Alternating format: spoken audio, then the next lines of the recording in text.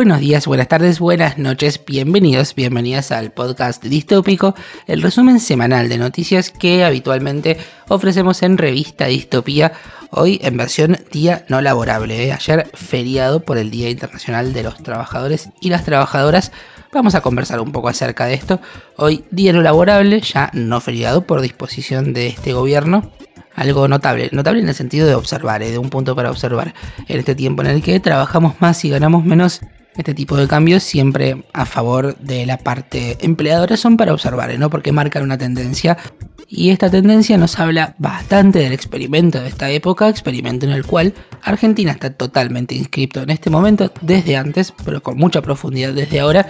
Y le vamos a dedicar un par de minutos ahora, después vamos a hablar específicamente del Día de los Trabajadores en Argentina. Y es en este sentido que vamos con una pequeña reflexión, ¿no? Yo creo que no hay trabajador feliz, no creo personalmente en eso de trabajar de lo que te gusta y no tendrás que trabajar nunca más. Me parece que es una frase que tiende a naturalizar cosas que no tenemos que naturalizar, o que si nos vamos a inscribir en esa propuesta de vida, al menos tenemos que ser críticos con eso, en el sentido de que sí, hay cierta flexibilidad, uno puede elegir a grandes rasgos, muy a grandes rasgos, y algunas personas más y otras menos, de qué trabajar en un mundo en el cual el trabajo es obligatorio, pero no deja de ser trabajo, ¿no? En pijama, desde tu casa, yendo a un lugar con condiciones más flexibles, ganando más dinero, menos dinero, sigue siendo trabajo, ¿no? Y el trabajo, hay toda una tradición histórica que ha dicho, y tenemos que recordar más que nunca, es disciplinante, es obligatorio, aliena, dilapida toda forma de creación posible, ¿no? Porque tu vida pasa a estar dedicada únicamente a cumplir con las tareas laborales, y en este tiempo, puntualmente, en este momento, ni siquiera el trabajo asegura no ser pobre. Reitero, estamos en tiempo de pluriempleo, trabajamos más, ganamos menos, y ni siquiera eso te asegura no ser pobre en este momento. ¿A dónde estamos yendo? Bueno, yo no puedo asegurar específicamente a dónde estamos yendo, pero sí creo que hay una tensión en este momento y una presión disputándose alrededor de la fuerza del trabajo y el modelo de organización que propone para los años que siguen, que nos pide atención, que las observemos. Yo creo que hay un trabajo que se hizo, por ejemplo, alrededor del Día de la Mujer, aunque hoy haya retrocesos, una vez más, de comprender que no es un día para decir feliz día, ni regalar flores ni bombones, que jamás se hizo respecto al trabajo, y que es necesario comprender por qué no nos tenemos que decir feliz día del trabajador. Rememoremos el origen de esta efeméride, ¿no? Que tiene que ver con los mártires de Chicago, a quienes asesinaron por pedir 8 horas de trabajo diario. Recordemos también la Patagonia rebelde, ¿no? El origen de esta conmemoración del 1 de mayo tiene que ver con querer arrancarles a los patrones un poco de tiempo, una jornada laboral de 8 horas. Ni siquiera era no trabajar, ¿no? Y eso les valió que los asesinaran, ¿no? Estamos hablando de un planteo de organizar la vida. El famoso 8 horas para trabajar, 8 horas para descansar y 8 horas para recreación, para tiempo libre, para tener algún proyecto de vida personal. Bueno, ahí tenemos un muy buen eje para pensar este día, ¿no? Estamos lejos, estamos cerca de esta proclama, en este momento de pluriempleo, de trabajo en casa, de digitalidad, de la frontera que se volvió cada vez más porosa y más transparente entre el tiempo justamente de ocio o recreación y el tiempo laboral. Bueno, hay un punto para pensar y creo que es el momento, ¿no?, de poder decirlo. Dicho esto, ahora sí vamos con el podcast de esta semana. Esta semana volvió la pirotecnia libertaria. Veníamos de semanas quizás un poquito más tranquilas, pero esta semana volvió el ruido libertario con todo y vamos a estar conversando al respecto. Pero además fue una semana de muchos datos, de mucha información, así que ahora nomás la vas a tener toda sistematizada en esta abducción noticiosa de más o menos media horita. Mi recomendación es la de siempre: si empezás a escuchar el podcast, quédate hasta el final, porque este material, con lo rápido que va todo, se autodestruye muy pero muy rápido. Ya empezamos.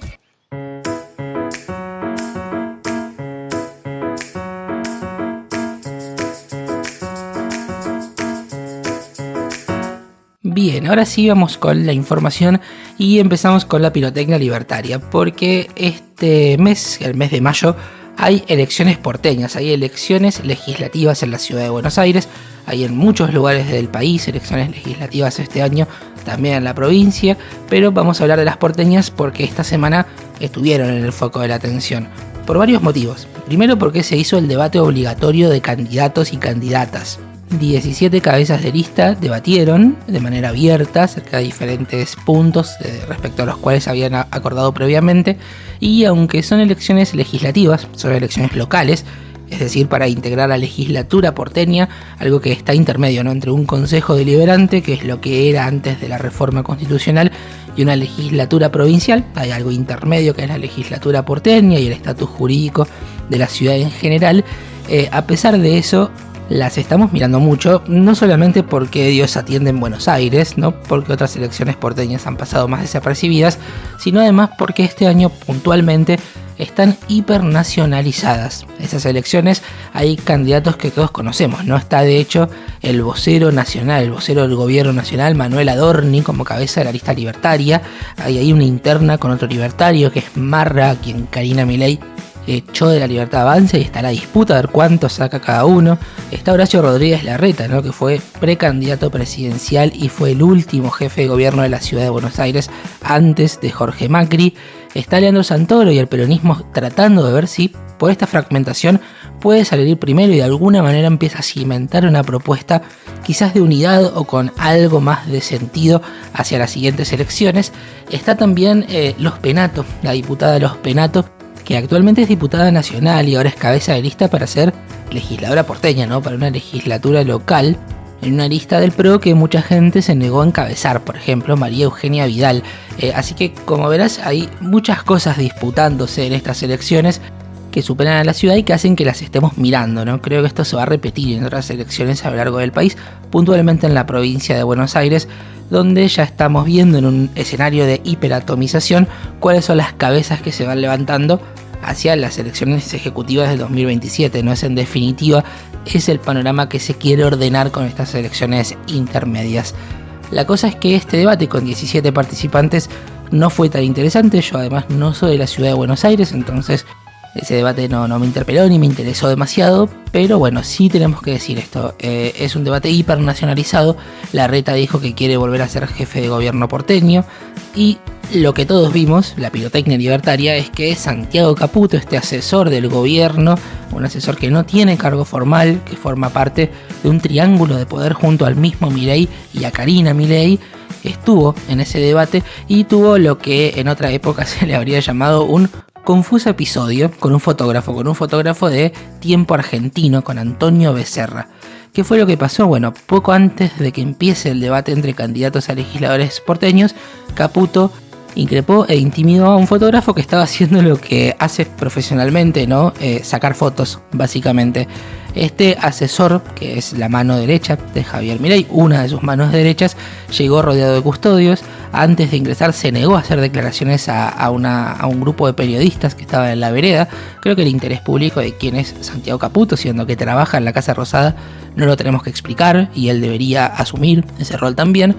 Pero cuando ingresó a la emisora, cuando ingresó al canal de la ciudad, que es donde se estaba llevando adelante la previa del debate, el fotógrafo de Tiempo Argentino, Becerra, lo siguió, y mientras él se estaba registrando en un mostrador del canal, el fotógrafo se puso a un costado y le empezó a sacar fotos. Seguramente viste estas imágenes, y ahí fue donde sucede, ¿no? Cuando se dio cuenta lo miró, le dijo que deje de hacerlo. Becerra siguió sacando fotos.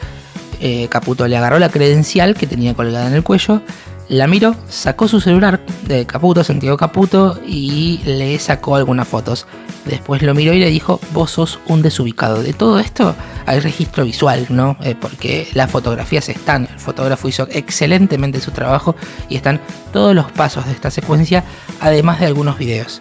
Obviamente hubo repudios, ¿no? Porque este acto es claramente intimidatorio por parte de una persona que por alguna razón quiere conservar cierto misterio, siendo que es una de las 3 personas más importantes del gobierno de Javier Milei, ¿no? Bueno, sindicatos, periodistas, medios de comunicación, distintos representantes políticos repudiaron la actitud amenazante de Santiago Caputo contra este fotógrafo. Al día siguiente, Manuel Adorni, que fue preguntado por este tema en su conferencia de prensa habitual de las mañanas, dijo que Santiago Caputo quería ver si había salido bien en las fotos, ¿no? Realmente un chiste, una toma de pelo y una invitación a la indignación, porque justamente tenemos que decir esto: a la Libertad Avanza le sirve mucho generar ruido, mucho ruido. De hecho, no sé hasta qué punto lo controlan, ¿no? Creo que le sale orgánicamente esta cosa de generar ruido permanentemente, que nos va dando insumos para indignarnos, para discutir en un canal paralelo respecto al cual van avanzando las cosas importantes, ¿no? Que es donde realmente tenemos que mirar. Entonces, tan relevante como hablar de esa agenda, que sí es lo importante de lo que está pasando, es hablar de por qué hacen estas cosas.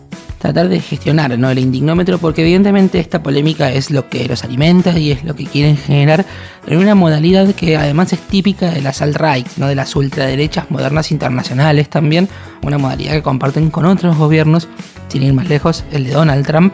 Entonces es necesario decodificar, ¿no?, todo esto, porque si no nos vamos a perder en el ruido. De hecho, Milei mismo sale a alimentar esta narrativa que evidentemente está planificada, ¿no? Porque él esta semana sale a criticar a los periodistas, evidentemente los elige como blanco una vez más, como pasó con un montón de colectivos, ¿no? La comunidad LGBT, Lali Espósito y demás chivos expiatorios. De hecho, Milei publica, ¿no?, un mensaje a los periodistas. Dice que cada día va a valer más la frase "la gente no odia lo suficientemente a los periodistas". Podemos tener 1000 discusiones acerca del periodismo, acerca de la comunicación, incluso es una discusión interna muy grande, de la que la gran mayoría de los comunicadores y las comunicadoras también somos muy críticos, ¿no? Pero Milei, punto 1, es el presidente, y punto número 2, siempre termina elevando tangencialmente estas discusiones y yéndose a cualquier lugar, ¿no? Las descontextualiza. Sí, creo que tenemos que hablar acerca de las consecuencias, ¿no?, de este ruido que estratégicamente elige levantar La Libertad Avanza, porque Pablo Grillo está peleando por su vida, ¿no? Otro fotoperiodista que en el marco de una represión recibió un disparo y hoy en día perdió masa encefálica y está viendo cómo sale de esta, ¿no? Si primero sale con vida y segundo, si sale con vida, en qué condiciones. Después tenemos lecturas más sistémicas, ¿no? Por ejemplo, hay un índice de libertad de prensa internacional en el cual Argentina, en el gobierno de Milei, desciende 47 lugares. Es un informe de Reporteros Sin Fronteras. Argentina está en el puesto 87 de 180, habiendo bajado casi 50 lugares, ¿no? Nos superan solamente países como Samoa y Kirguistán. Así que aquí vemos cómo nos recibe la comunidad internacional. Todo esto con una prensa que además le es bastante complaciente en general a Libertad Avanza, sobre todo la prensa más hegemónica. Pero bueno, otra discusión. Creo que en cambio Javier Milei y su gobierno tendrían que hablar más, por ejemplo, acerca del caso Libra, la criptoestafa que promovió el presidente de la nación. Esta semana finalmente se llevó a cabo la audiencia en la Cámara de Diputados, de la cual participó el jefe de gabinete, Guillermo Francos. No participó el ministro de Economía, Luis Caputo, ni el ministro de Justicia, Cunio Libarona, que se excusaron de ir a esta interpelación por parte de otro poder del Estado. Y Francos, que sí participó de una sesión que se preveía maratónica, finalmente no lo fue tanto, y dijo cosas como, por ejemplo, esta que vamos a escuchar ahora.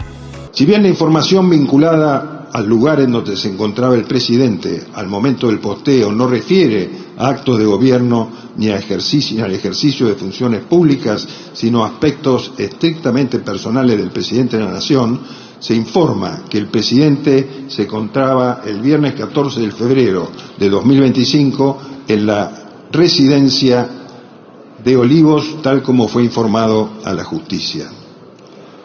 La publicación fue escrita por el señor Javier Milei sin coordinación de ningún tipo con nadie, tal como lo señaló él mismo en las distintas entrevistas periodísticas que brindó, y lo he comentado al inicio de la presente exposición. Ahora bien, atento a las repercusiones que el lanzamiento del proyecto tuvo, y no habiendo sido parte en ninguna instancia del desarrollo de la criptomoneda, para evitar cualquier especulación y no darle mayor difusión, decidió eliminar la publicación. Bien, dice Francos que como fue en Olivos y fuera del horario supuestamente laboral, no fue un acto presidencial, sino un acto personal de Javier Milei. Yo le diría que si esa es su mejor defensa, una vez que el poder no esté a su favor, vayan consiguiendo buenos abogados. Bien, dicho esto, vamos a pasar al pequeño corte que habitualmente tenemos más o menos en la mitad de nuestra abducción noticiosa, en la cual yo te recuerdo que estás escuchando el podcast distópico, el resumen semanal de noticias de Revista Distopía, medio 100% autogestivo y que sostiene su comunidad. Así que si nos estás escuchando y nos lees miércoles por medio en nuestro newsletter en 1984, El Ojo que Todo Lo Ve, que este próximo miércoles se envía, si disfrutas de las entrevistas audiovisuales que van apareciendo cada tanto, si te gustan los reels que hace Eve y que compartimos en nuestras redes sociales, bueno, te pedimos que nos ayudes a sostener esto que hacemos y puedes hacerlo aportando económicamente, puedes hacerlo por única vez y también puedes suscribirte para aportar mensualmente. En nuestras redes están todos los enlaces, también en revistadistopia.wixsite.com/distopía, y todo aporte es bienvenido y viene muy bien, así que si te gusta esto que hacemos, si te acompañamos, si compartís esta mirada interpelatoria acerca de la realidad, si te parece que hay que narrar la distopía presente a la que estamos asistiendo, bueno, te pedimos que nos apoyes y nos ayudes. Por un lado está la posibilidad que te contaba recién, el aporte económico, y por otro lado también está lo que nosotros llamamos alabanzas al dios algoritmo, que es eso que seguramente escuchás 1000 veces al día, ¿no? De pedirte likes, comentarios, dar me gusta a este video si nos estás viendo en YouTube, comentar, compartir, ¿no? Todo lo que activa el algoritmo y nos ayuda a llegar a más personas. Puntualmente ahora, por ejemplo, estamos en TikTok como Revista Distopía, todo seguido. Ahí vamos subiendo siempre los reels de Eve y a algunos les está yendo muy bien, así que si querés seguirnos en TikTok, bienvenido también eso. Dicho esto, ahora sí vamos a pasar a la noticia distópica de esta semana y me estaba acordando que en el inicio del podcast la noticia distópica nos servía un poco más para distender antes de seguir con la información, pero con el tiempo se fue volviendo un poco más robusta, ¿no? Convengamos que este tiempo nos ofrece insumos distópicos todo el tiempo y algunos son particularmente observables o atendibles, entonces les dedicamos muchas veces el espacio de la noticia distópica, pero quizás esté bien cada tanto reírnos un poco de la distopía presente, tomárnosla con más humor, porque en definitiva la noticia distópica tiene que ver con eso, ¿no? Con discursos verosímiles acerca del presente que los llevamos un poco más al extremo, que nos hablan acerca de este tiempo y sus características. Y si de verosimilitud en construcción hablamos, tenemos que hablar de los ovnis, porque la verdad que en cualquier momento nos presentan a los marcianos y no resulta fuera del universo de lo que podemos imaginar, ¿no? Fuera de los mundos posibles de este tiempo que empieza a suceder eso, ¿no? En la era de Elon Musk, por ejemplo, que quiere llegar a Marte, poblarlo y hacer extractivismo ahí. Pero la cosa es que el asunto ovni no es de esta era, de este tiempo en particular. De hecho hay relatos marcianos de todo tipo, más formales, más informales, más literarios, más noticiosos, más especulativos, más de la índole de la superstición, pero desde tiempos inmemoriales. Bueno, hablemos de las crónicas marcianas de Ray Bradbury, por ejemplo, ¿no? Que es bien literario, ¿no? Pero vamos a hablar de historia porque no sé si sabías que en un pequeño municipio de Colombia hay un museo dedicado a ovnis, seres de luz y energía ancestral. Estoy hablando de un museo que está en Tenjo, a unos pocos kilómetros de Bogotá, donde hay un lugar que parece sacado de otro mundo o de este mundo y un relato no tan explorado, que es el Museo de Ovnilogía y Cultura Ancestral. Es un espacio donde obviamente se van mezclando historias de ovnis, de hadas, de luces misteriosas, del cielo, de una finca construida hace más de 150 años.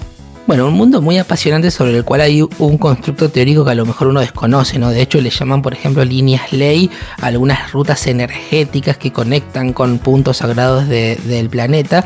La cosa es que estamos hablando de un museo, este museo que está en Tenjo, que fue creado por un hombre llamado Santiago y por sus abuelos, quienes durante 2 años imaginaron un sitio que no solamente contara historias de ovnis, sino que invitara a sentir lo invisible, ¿no? Hay, por ejemplo, una sala llena de fotos de orbes, que son esas esferas luminosas que algunos creen que son seres de luz. También hay mensajes del más allá. Hay casos, hay relatos de casos como el de Arcesio Bermúdez de 1969, un hombre que desapareció en circunstancias extrañas y aparentemente tuvo un presunto encuentro con un objeto volador no identificado en un cementerio. Hay árboles que se consideran sagrados. Bueno, no es solamente un museo, sino que el lugar se plantea como una especie de portal hacia lo desconocido. Y es súper interesante. Si te pones a ver este museo, la verdad es que no vas a poder parar porque es fascinante. Yo me puse a ver fotos, a buscar material. Hay muchas noticias, hay videos, hay de todo acerca de este museo. Yo no lo conocía particularmente y me pareció que este museo, que en definitiva tiene clave textual, no es un relato también acerca del tiempo que estamos viviendo, además de la clave histórica que se relaciona con cualquier museo, era sin dudas material que tenía que estar en la noticia distópica y por eso la elegí para este podcast. Dicho esto, vamos a volver a las noticias. Vamos a hablar una vez más del Día del Trabajador. En la introducción ya hablamos un poco más al respecto, pero acerca de lo noticioso estrictamente tenemos que decir que la CGT, las dos CTA y algunas organizaciones como la Unión de Trabajadores de la Economía Popular, la UTEP, convocaron a una movilización por el Día del Trabajador y en rechazo del ajuste. Fue una concentración el día miércoles que tuvo epicentro en Ciudad de Buenos Aires, pero réplicas en todo el país. Mientras tanto, conocimos algunos datos sobre los salarios, cifras oficiales vinculadas con el INDEC, ¿no? Que emanan del INDEC. En principio tenemos que decir que no hubo acuerdo en el Consejo del Salario Mínimo. En la semana pasada te contaba que estaba convocado y que seguramente no iba a haber acuerdo y el gobierno iba a terminar decretando esta cantidad de plata que conforma el salario mínimo y que está más o menos en 300.000 pesos. No es un chiste, es ese salario mínimo argentino en este momento. Si vas al supermercado seguramente sabrás lo irrisorio de esta cifra. Pero hablemos un poco más acerca de salarios. El INDEC informó que las remuneraciones subieron un 3,8% en febrero respecto de enero y un 98,8% interanual. Si no te identificas con esto que te estoy contando, si consideras que tu salario no está por ahí, vamos con un poco de contexto acerca de la cifra. En principio esta cifra es un promedio de tres grupos, ¿no? De los empleos privados registrados, de los empleos públicos y de los trabajadores no registrados, un dato que tiene además 5 meses de rezago y que no se mide por registros porque son no registrados, sino por una encuesta. Entonces todos los tipos de salarios superaron la inflación interanual, pero hay que considerar que también cambiaron muchas otras condiciones de trabajo, ¿no? Hay muchos reportes que están hablando acerca de cómo trabajamos más horas por el mismo salario, es decir, estamos implícitamente cobrando menos. Por otro lado, en el mundo de la inflación hay muchos gastos que no están contemplados por una medición que está quedando desactualizada, que hacen que probablemente ese índice tenga que ser ajustado. Entonces vemos una diferencia, ¿no? Entre los datos acerca del salario y la praxis del trabajador viviendo. Cambiando de tema, vamos a hablar del Papa Francisco, del fallecimiento del Papa Francisco, porque el sábado fue su funeral y ahora estamos a la espera del cónclave que va a definir su reemplazo. Ahí estuvo, en el cónclave no, sino en el funeral, Javier Milei. Tuvo un lugar privilegiado, ¿no? Porque es el presidente del país donde nació el Papa Francisco y hubo toda una discusión acerca de si llegó tarde o no llegó tarde, ¿no? Javier Milei no llegó el viernes al velorio, sino que participó el sábado de las ceremonias. El presidente, en una entrevista, dijo que los tiempos de su viaje fueron dispuestos por el Vaticano y que no se esperaba que fuera al velorio, pero otros presidentes sí fueron. No fue, por ejemplo, Lula da Silva al velorio del Papa Francisco y él estaba acá, mientras tanto, dándole un doctorado honoris causa a un economista de su línea, otorgado por la Universidad de Venegas Lynch. Creo que en su agenda Javier Milei probablemente tenía cosas mejores que hacer o que le interesaban más. Finalmente vimos la foto, fue con una comitiva, ya de viaje mantuvo una reunión bilateral con la primera ministra italiana, con Giorgia Meloni, fue un almuerzo de trabajo y también conversó con Volodymyr Zelensky. Ya en Argentina, Milei hizo algunas declaraciones, estuvo chistoso esta semana por esto que te decía de que están buscando generar ruido de algunas maneras, y dijo, por ejemplo, que se habían insolado, que Lilia Lemoine, que además es diputada nacional, lo había maquillado para que no se note, bueno, un par de cosas que dan realmente vergüenza ajena y que buscan generar ruido, así que ni las vamos a mencionar. En cuanto al reemplazo del Papa Francisco, se viene el cónclave en el que van a elegir a su sucesor. Esto va a pasar a partir del 7 de mayo. En los últimos cónclaves se demoró entre 2 y 3 días en que haya decisión, se vota, si no hay acuerdo se vuelve a votar y así sucesivamente hasta que la fumata blanca indica que habemus papam, y hay expectativas sobre esta elección por la participación de la Iglesia Católica en la discusión de poder global, por el lugar que ocupó Francisco en esa controversia y por ver si se continúa con su línea, quizás más progresista, o si hay un regreso a las tradiciones de la Iglesia Católica. Hay candidatos para todo gusto y seguramente la próxima semana ya habrá alguna novedad al respecto. Vamos a terreno electoral. La legislatura bonaerense finalmente suspendió las primarias en la provincia, así que la primera elección en provincia de Buenos Aires va a ser el 7 de septiembre y ese día, de manera separadas se van a votar legisladores locales, es decir, provinciales, y en muchos municipios también para el Consejo Deliberante, y un mes y medio después, el 26 de octubre, son las elecciones nacionales, o sea que ese día se van a votar diputados y senadores nacionales por la provincia de Buenos Aires y por las provincias que renuevan sus legisladores este año. Axel Kicillof tiene que terminar de negociar la implementación del cronograma electoral, así que todavía el debate no terminó, porque es una elección compleja y la Junta Electoral está advirtiendo que quizás no den los tiempos establecidos según las fechas que se difundieron para analizar todos los candidatos que hay en esa provincia por ser tan grande, ¿no? Económicas breves, YPF bajó un 4% las naftas, esto tiene que ver con el precio del dólar, tenemos que analizar cuánto las han ido subiendo, ¿no?, en estos meses, esa es la gran pregunta, pero el dato concreto es que bajó un 4% las naftas. También el gobierno confirmó un aumento promedio del 2.5% en tarifas de luz y gas a partir de mayo, es decir, a partir del consumo de este mes se va a lanzar un nuevo esquema tarifario para distribución y transporte de gas y electricidad que va a incluir aumentos mensuales. Nos dicen que no van a ser bruscos estos aumentos, pero sí van a ir aumentando los servicios. Por otro lado, en el terreno privado, Arcor compró el 51% de las acciones de Mastelone Sociedad Anónima, que es la empresa que produce y comercializa la Serenísima, así que vemos aquí procedimientos bastante monopólicos y monopolios que a Milei no le molestan, como si otros, pero coherencia es algo que a esta altura no le pedimos a Javier Milei. Una noticia internacional: hubo un apagón gigante en España y Portugal. Sé que algunas personas nos escuchan por esas latitudes, así que espero que no haya sido nada grave y que estén bien, porque este apagón eléctrico dejó sin energía a España y Portugal más o menos al mediodía del miércoles, cuando la mayoría de las personas ya habían viajado a sus trabajos, y afectó el servicio de subtes y trenes, provocando demoras en el transporte para la vuelta principalmente.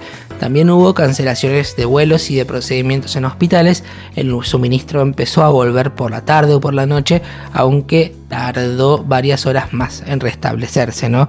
No está claro el motivo del apagón. El director de servicios a la operación de red eléctrica de España dijo que la falla llegó desde Francia. Otras versiones no descartan un ataque informático, y sí podemos decir que fue el peor apagón de su historia. Una noticia acerca de militares. Esta es preocupante para observar. El gobierno autorizó a las tropas del ejército desplegadas en el norte del país a detener civiles que sean vistos supuestamente cometiendo un delito, supongo que como Eduardo Cuader, ¿no se acuerdan del senador? Bueno, esto tiene que ver con la operación Julio Argentino Roca, que nombre no le han puesto al operativo, que involucró el despliegue de más de 10.000 efectivos en zonas rurales y fuera de los pasos fronterizos. Petri dijo que la posibilidad de detención en flagrancias está prevista en los códigos procesales, pero hay otros especialistas diciendo que esta iniciativa es ilegal, y yo puntualmente además la veo bastante discriminatoria. En terreno de justicia, organismos de derechos humanos denunciaron que el Ministerio de Seguridad pidió pasar a represores de la última dictadura a la unidad penal de Campo de Mayo, y a Campo de Mayo lo definen como un lugar de detención con condiciones de privilegio. En total son 19 las personas, los represores beneficiados, entre los cuales están apellidos como Astiz y Adolfo Donda, ¿no? Obviamente las agrupaciones están reclamando juicio, castigo y cárcel común y efectiva para los genocidas, y obviamente estamos de acuerdo. Una noticia de esta mañana: hubo un sismo de 6.9 de magnitud en Puerto Williams, en Chile. Hubo réplicas en el sur argentino.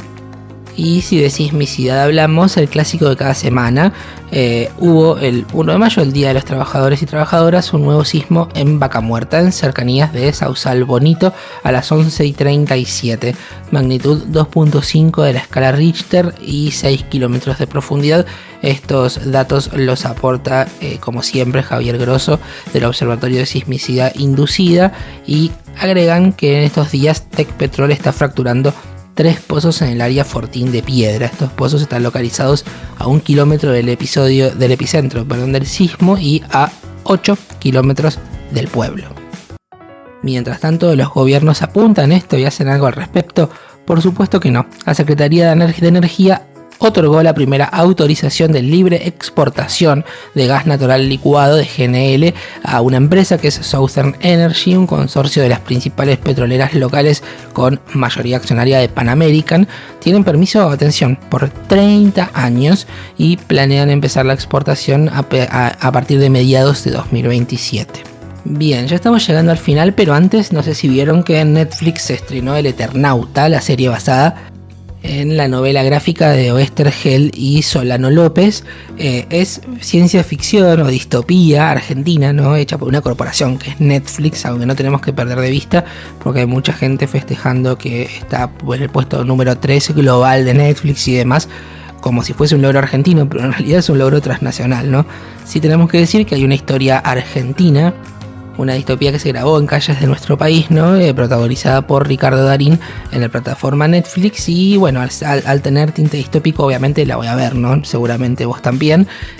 No la vi todavía, pero el fin de semana seguramente la agarré.